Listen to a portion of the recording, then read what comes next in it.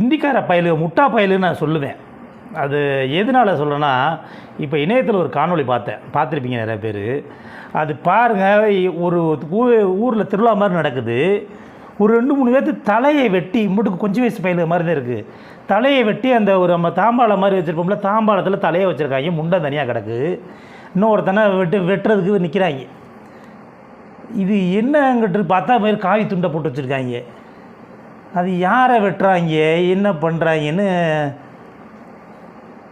இதெல்லாம் பார்க்கும்போது அதில் நம்ம அதை பார்க்கவே முடியலை. அந்த காணொலியை பார்க்கவே முடியலை.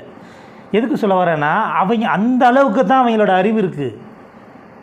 எதையா ஒன்று நடந்துருமுன்னா ஊருக்குள்ளே 4 பேர்த்த பிடிச்சி வெட்டிடுவாங்க. இவ்வளோ சீட்டு போட்டு எடுப்பாங்களா, எப்படி அந்த 4 பேர்த்த 5 பேர்த்த தேர்ந்தெடுக்கிறாங்கன்னு தெரியலை.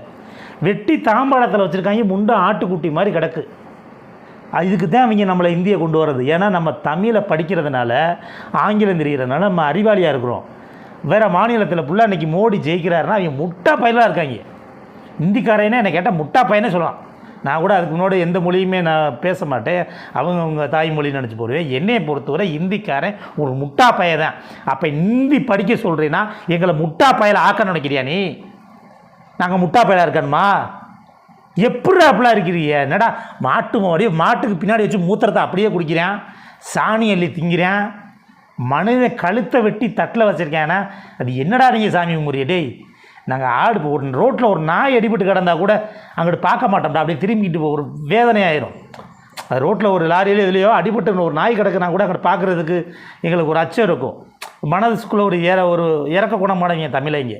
பொதுவாக ஒரு சினிமா படம்னு பார்த்தாங்க கூட அந்த படத்தை பார்த்தாவே சில கட்டங்கள்லாம் வந்துச்சுன்னா எங்களுக்கே தண்ணீரியாமல் கண்ணில் அழுக வந்துடும், நீர் வந்துடும். அப்புறம் அழுக அப்படியே இடத்துல போய் நீங்கள் போய் ஒரு இந்திக்கார முட்டா பயிலுக்கு அப்படி இருக்கீங்கன்னா, இதில் வேறு எங்களை மும்மொழியை கொண்டு வந்து இங்கே ஹிந்தி படிங்கன்னு நினைக்கிறேன். உங்களை செருப்படுத்து விளக்க மாதிரி தாண்டா அடிக்கணும். நாதாரி பயலுடா, எங்களை அப்படி மாற்றலாம் நினைக்கிறீங்களாடா நாதாரிகளா? ஹிந்தி படிங்க. நீ எவனாவது ஹிந்தி படிங்க, மயிறு படிங்கன்னு வந்தீங்கன்னு வச்சுக்கோங்க, விளக்கமாக தடுத்துட்டு அடிங்க இந்த நாய்களை, களவாணி நாய்களை. இங்கே கொண்டு வந்து தமிழ்நாடை எப்படியாவது முட்டா பயல நாடா மாற்றன்னு நினைக்கிறீங்களாடா? மோடி இல்லை, மோடிக்கு எத்தனை அப்பா வந்தாலும் சரி, அண்ணாமலைக்கு எத்தனை தாத்தா வந்தாலும் சரி, தமிழிசைக்கு எத்தனை ஆத்தா வந்தாலும் சரி, இங்கே தமிழ்நாட்டை ஒரு மயிரையும் கொடுக்க முடியாது. உங்களை பார்த்து ஆத்திரமாக தாண்டா வருது நாதாரி பயலா. ஹிந்தி படிங்கடா. ஹிந்தி படித்து முட்டாளாக இருக்கணுமோ?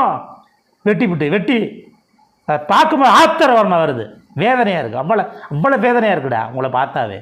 நீங்கள் என்னங்கடா மனுஷங்க? ஒரு மனிதர் கழுத்தை வெட்டி வச்சுக்கிட்டு சாமி கும்பிட்றீங்கன்னா நாதாரி பயலா. இதில் ஹிந்தி படிங்க. இன்னமே வாங்கடா உங்களோட